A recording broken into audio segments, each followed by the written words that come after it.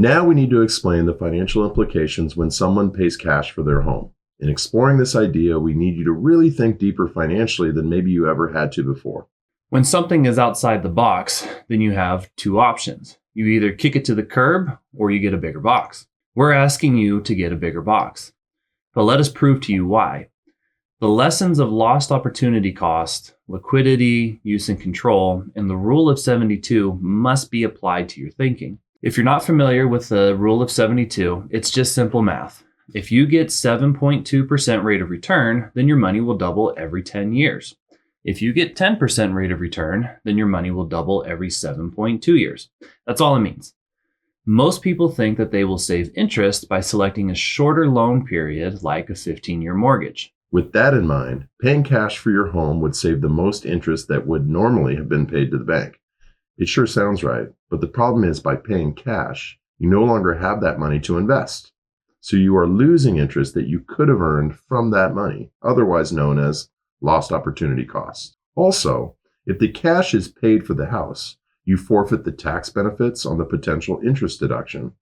By using the tax deduction, you can recapture dollars which you couldn't do had you had paid cash.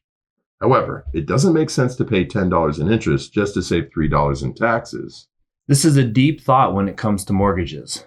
First, you must understand that it costs you the same amount of money to live in your house whether you have a mortgage or you paid in cash. First, let's assume you paid cash for a house where the mortgage would have been $500,000 at 6% for 30 years. Instead of sending your monthly payment of $2,998 to the banks, we can invest it monthly for 30 years at 6%.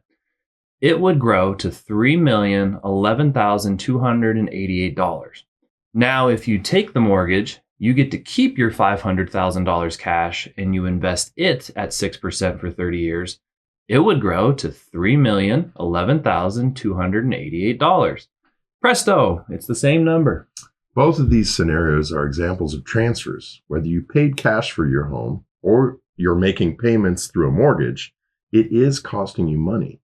The difference is that in the case of the 30-year mortgage at 6%, the mortgage would yield a potential $127,422 in tax savings in that 30-year period for someone in a 22% tax bracket.